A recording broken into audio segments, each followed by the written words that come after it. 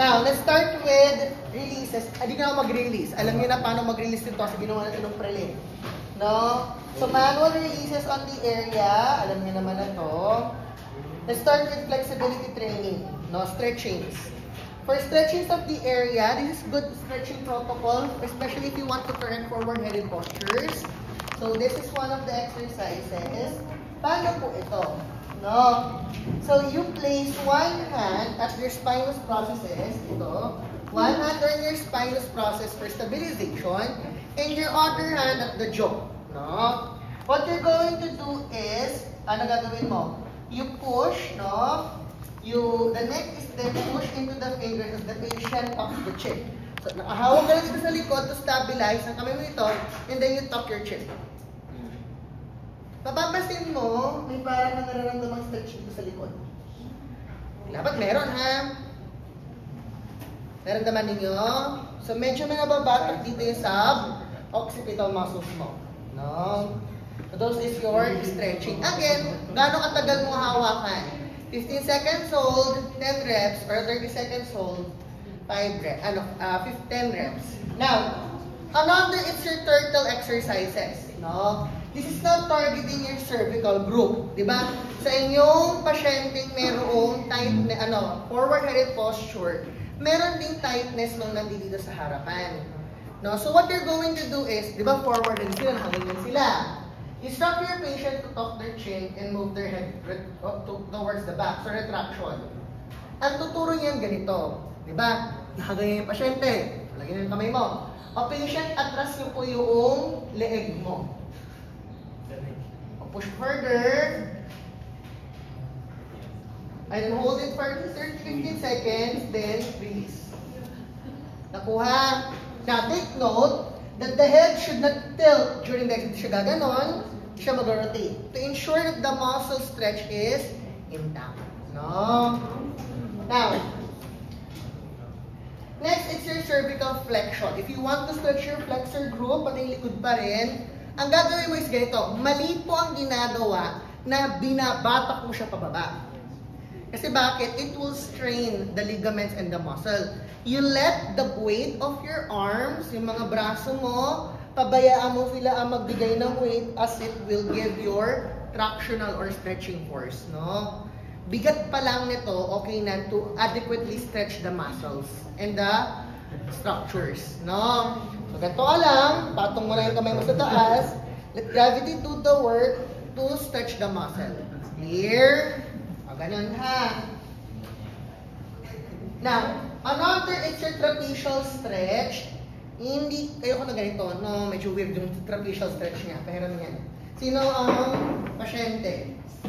Trapezial stretching tayo. Sino pwede? Ako kasi, okay na sa akin ganito for my body weight. Now, paano naman kapag scalene? Kailan tayo nag-i-stretch ng scalene? If the patient is suspected to have thoracic outlet syndrome. So you start your scalenus stretch. So take note yung mga muscles nila paano yung stretch. Kapag scalenus posterior, the patient is facing to the opposite scapula, opposite axilla. Medius is the patient faces forward while anterior is facing at the ceiling. So, ano ba yung i-stretch din yung scalene kapag may TOS? Anterior and middle. No? So, start na rin tayo sa anterior. Ito i-stretch ko, parehong-pareho ng traps ang gagalawin. Problema, positioning. Ang scalenes mo is a flexor, so slightly extend the head. Ang scalenus anterior daw should be rotated at the side to be stretched plus bending. So, ganyan itsura ng pasyente ko. Purog na agad? Pinuposisyon pa lang kita. Okay, so ang gagawin natin is we push this, stabilize this position, press down. Tumutunog ang tingin mo. Okay? Tight ka masyado. Okay? Paano naman kapag medius? Extend the head, bend to the opposite side, stabilize ko lang to, I push down here. Nakuha? Okay. Ganon ha. Parehas lang yung trapezius, scalene medius. So, let's move to pectoralis stretch.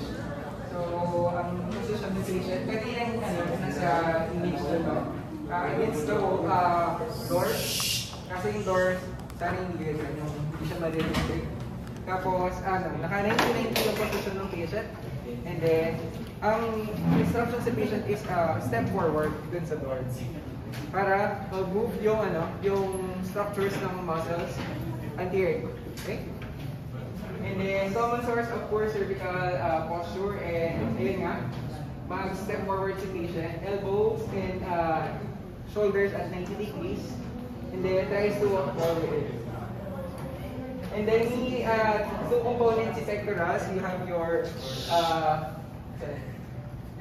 key position, which is your for clavicular, this is your key position. And for your B position, which is your sternal. Para matandaan nyo yung isa segment nila.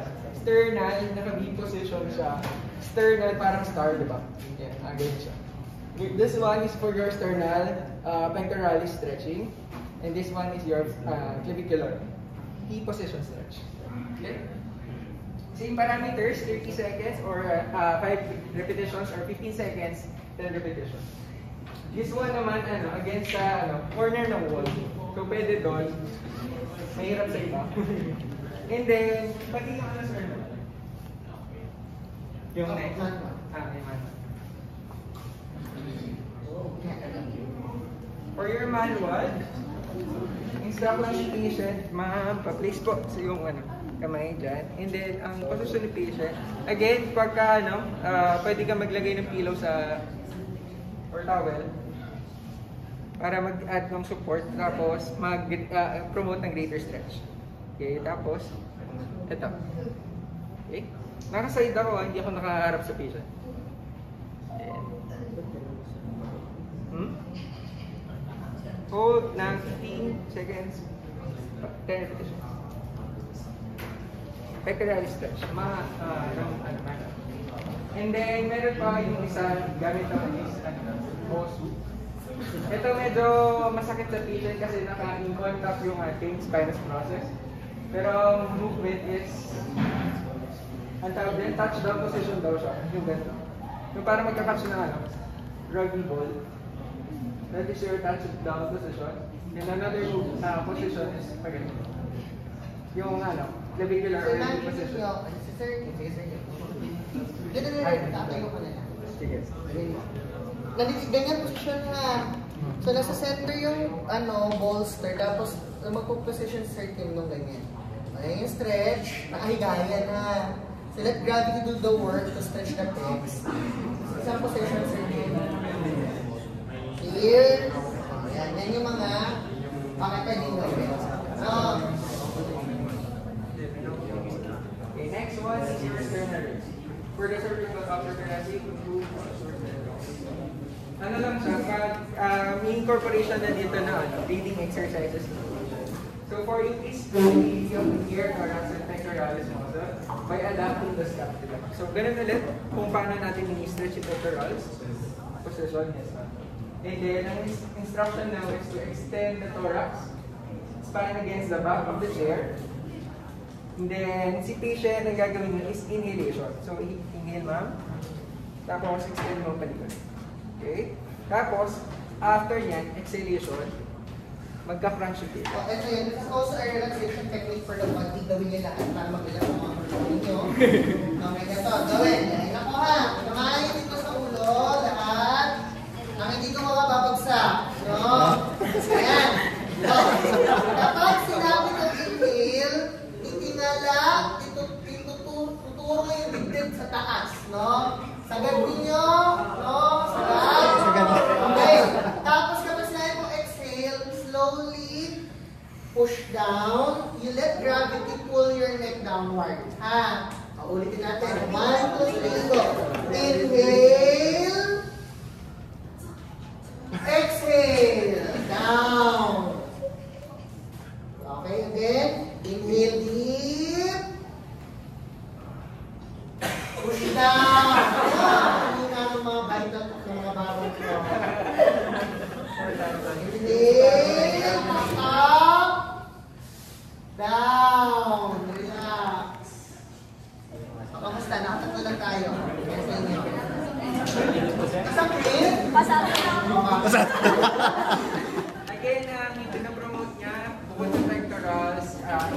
ng thoracic outlet.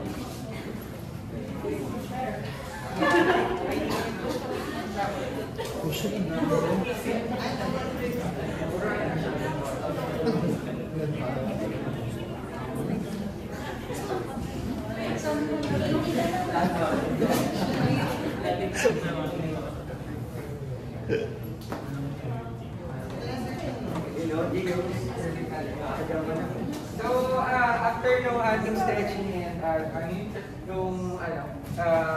increase ng thoracic outlet, you have your deep neck flexors activation and training. So, kailangan natin dito ng BP cup. So, may prepare na tayo. Ma'am, okay lang. Yeah, okay. So, kanina dinemo ko sa class, sa lecture, yung assessment. This is the training protocol. Dapat talaga may ganito. Ganyan yung gamit. Kung wala kayong ganyan, you can improvise with the use of a stick.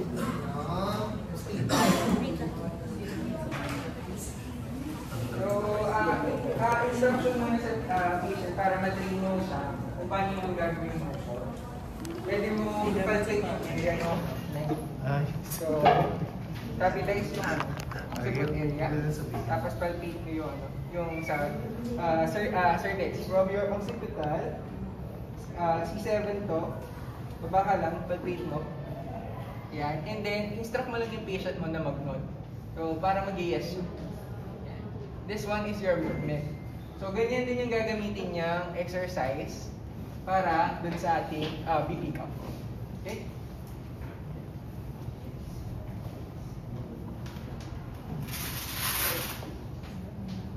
Ito. Tapos yun. Okay, back natin para basahin. What we're going to do is you place the BP cup. Ito formal yung BP cup ninyo.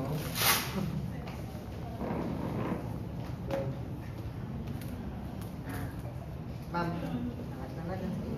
bigyan mo yun na.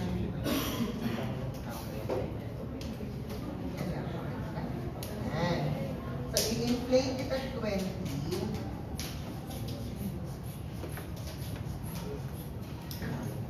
Okay, so standard is 20. Ang gagawin nyo is ganito. Training tayo, di tayo assessment ha. So, you place the BP cup and inflate it at 20. Now, instruct the patient to nod or to perform capital flexion, but increase it to 22 only. So, kailangan hawak-hawakan mo yung gauge. Ikaw mismo hawak. 20, di ba? Press down your head hanggang 22 lang. Bawal lumagpas. 21. Bakit galaw nga, sir? Iba calibrate. Kasi kailangan, kontrolado niya. Kasi we're trying to here is, you're developing activity and control. No? Na dapat, from 20, mapalit niya ng 22 for 10 seconds. After that, papalit na siya ng 24 hanggang umabot tayo ng 30. So, ang itsura niyan, kapag ginagawa ni patient, will be, naka-BP cuff kayo, di ba? Naka-20. Kung nag-train kayo, no, ganito yung tsura. First repetition, 22 for 10 seconds. Second repetition, 24 for 10 seconds.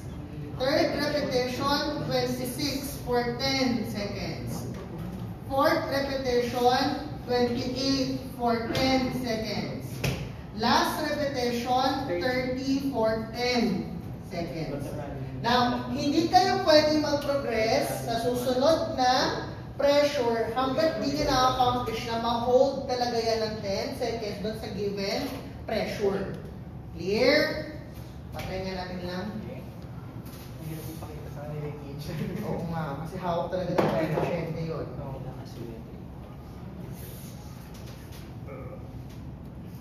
Uy.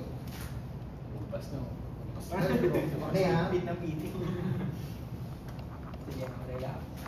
Sige, try mo lang. Okay.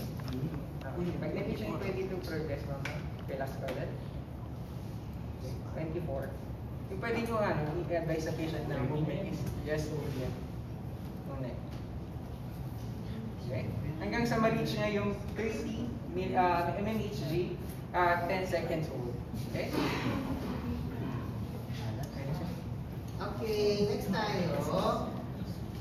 Let's now proceed with Stabilization exercise with your cervical flexors. So, may segmental movement.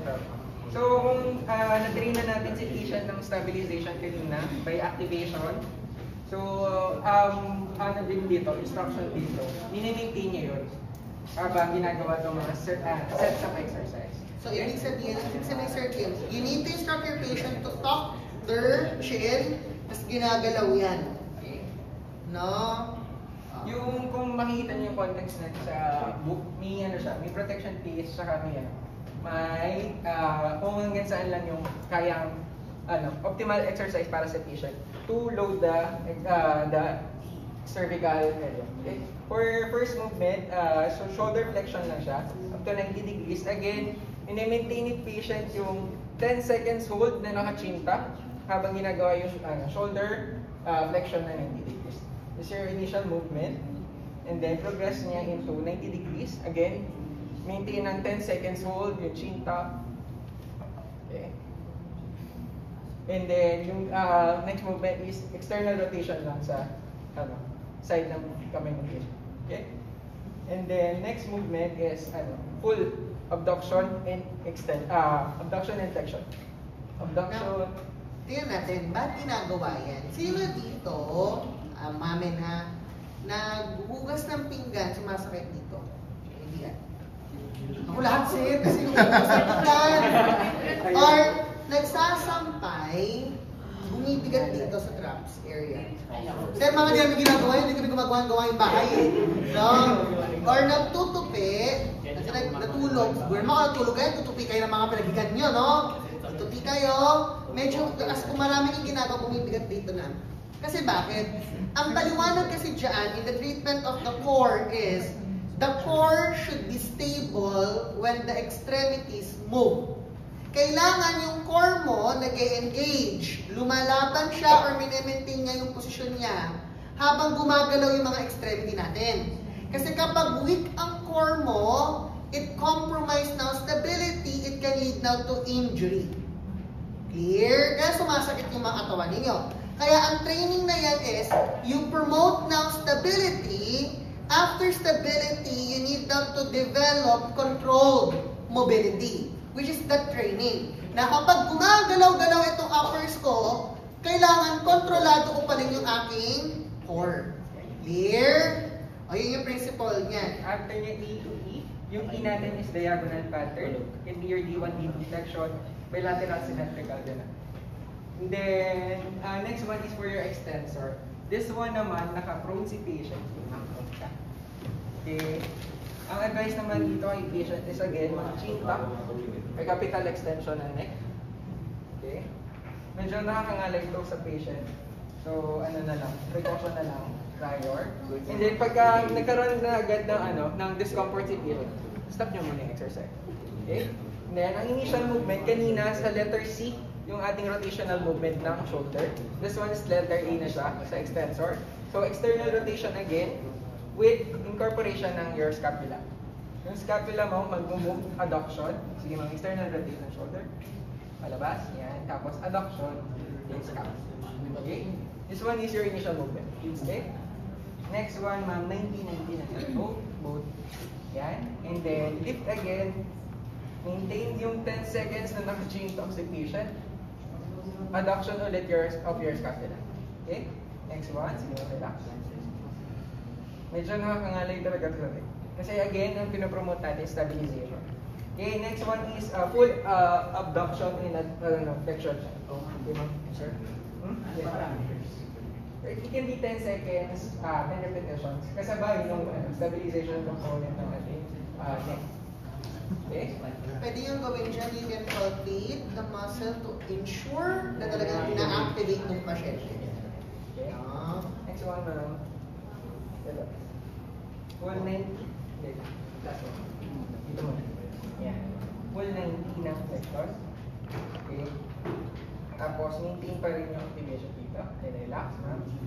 Okay. Next one is 90 degrees na shoulder abduction, and then external rotate, ma'am, and then adduction. Ayan. Mag-squeeze ulit na scapula. Okay? Relax po. Okay. Diba? Next po. Okay. Ito na yung progression niya. Sige ma'am po. Huwag na yan. Demo na ano lang yan. Para may idea lang kayo for the advanced training. So, mapapakita ninyo, pinapa-simulate kasi niya yung training na may ginagawa kayong ADL, may ginagawa kayong gamit ang kamay ninyo, na dapat talaga innate or nasa utak ng katawan mo, automatic, na dapat ang core mo rigid or matigas habang gumagalaw. Kasi kapag hindi yun nangyayari, it can cause pains or injuries to your patient. Next week na to, as abdominals na to, let's progress now with isometrical exercises. So, ito na lang ulit. Ma'am, ito mo din ang pagka nagkalit ka ng isomet with your classic time.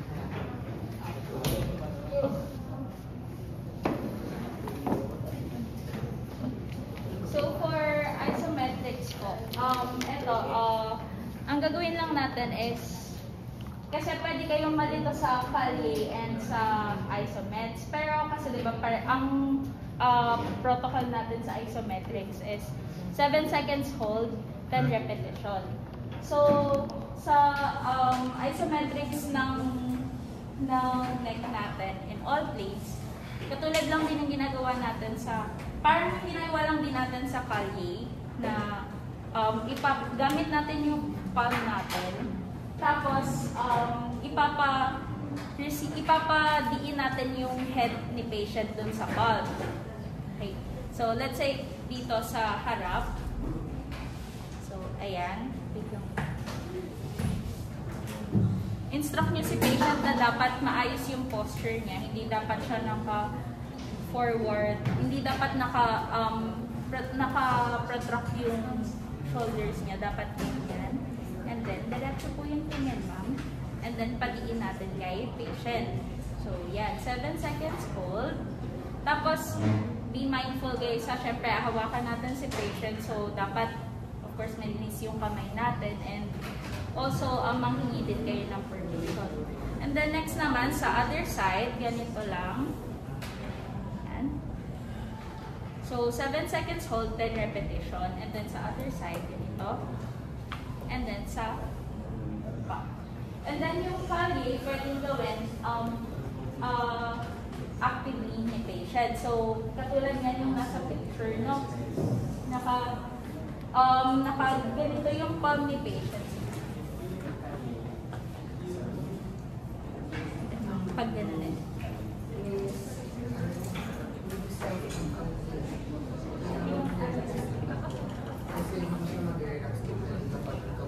So, ang gagawin natin sa Callier is same pa rin katulad nung kanina, yung pagbibigay natin ng resistance. So, ang kailangan is ma-maintain po na relax si patient. So,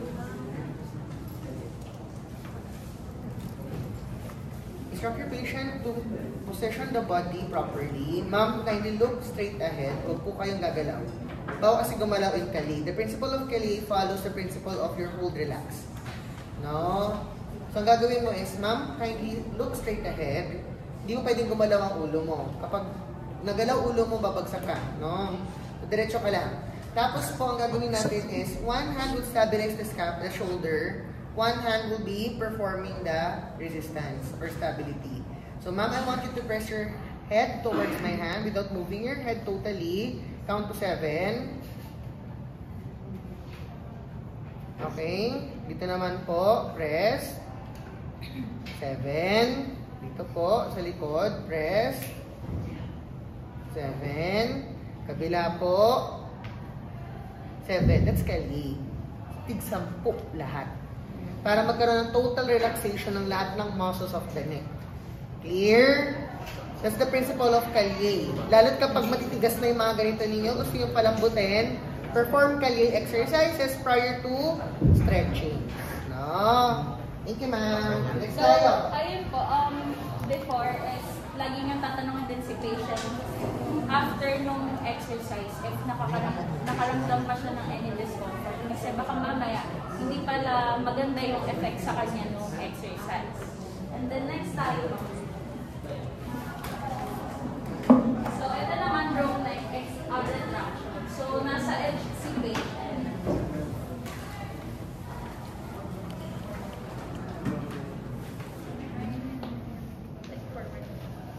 Yan. So ang gagawin natin, instruct niya lang si patient na i-tuck yung chin niya. So kailangan naka-stay na yung eyes ng patient is nakatingin lang dun sa floor. So ito, ayan. Yung patient, tuck niyo po yung chin. Ayan, so nakikita niya na nakaangat na siya dun sa edge. Pero na-maintain niya na nakatingin siya dun sa floor. So 7 seconds hold, bilang po kayo ng 7 seconds, and then 10 repetitions din. So pwede tayong mag-incorporate, katulad na nakalagay dyan, mag-incorporate tayo ng scapular squeeze. So ito, papaangat lang natin kay patient, tapos so palpate nyo na lang din, as well as yung muscles sa yung posterior neck muscles para malaman nyo if totoo bang nagko-contract yung area. And then next. Now, please note lang din, kapag ginagawa ito, the patient should be looking straight at the ground. Bawal tumitingala. Kasi you're trying to do, parang siyang ginagawa niya yung turtle exercise, pero nakada pa. Kasi why? You change turtle exercise into a strengthening protocol. Kasi diba, you need na to strengthen the muscles. Kasi kung forward-headed yung gusto mong ibalik sa gitna. No? Okay, so next naman po yung side-lying head lift.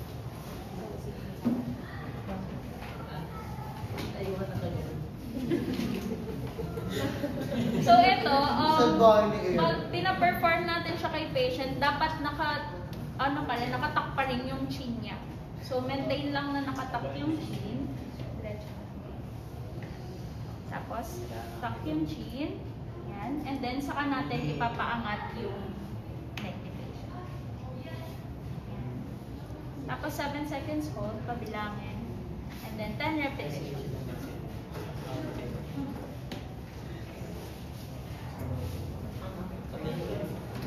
Tapos, ito naman guys, prone fly. It is,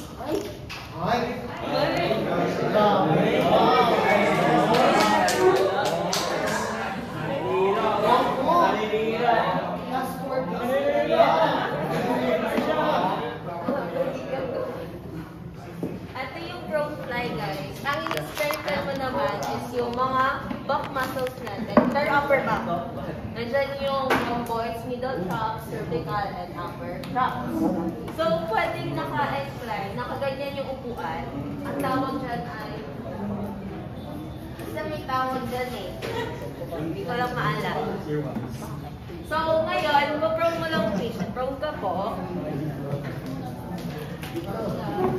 Forward ka po. Tapos yung head niya is medyo nasa edge. And then, pwedeng dumbbell. Depende sa height. Ano naman? Dapat nga 5 pounds eh. Now take note, ba't ginagawa yan? What muscles are being targeted in that exercise protocol? Yung pectorals. It's your rhomboids. It's the rhomboids needed for correction for a cervical case. No, kailangan kasi bakit? Ang forward-headed posture, sinasabayan ng pectorals na nakamin yan. Tight ang pectoral, kabila niya, rhomboids, weak or strong? Weak. So, kailangan, kapag ini-stretch mo ang pectorals, kailangan naman sa kabila, i-strengthen mo ang rhomboids. Ano nangyari? Bakit di man ako umangat yung rhomboids mo? Basta ang goal, parang nag-squeeze together yung kanyang,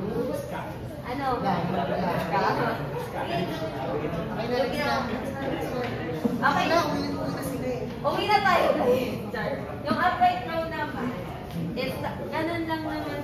Pero nakatayo to, tapos,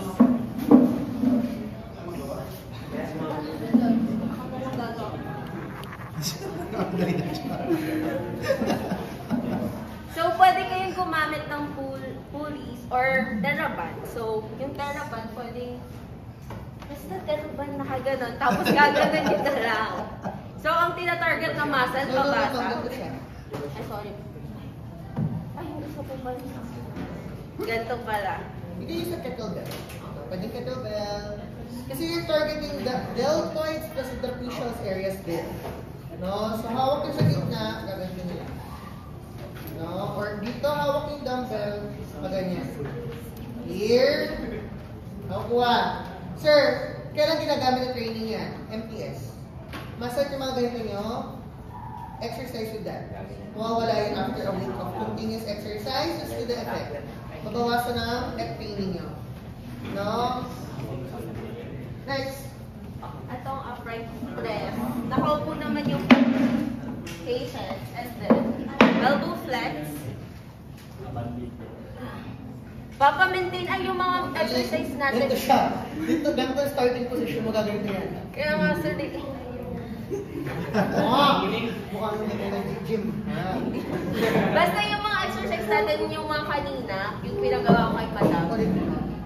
You guard your patient parang sa gym and then push up. Up. Taas mo pa. Yan. Up. Yun. Parang hindi natin mo sa Fatima.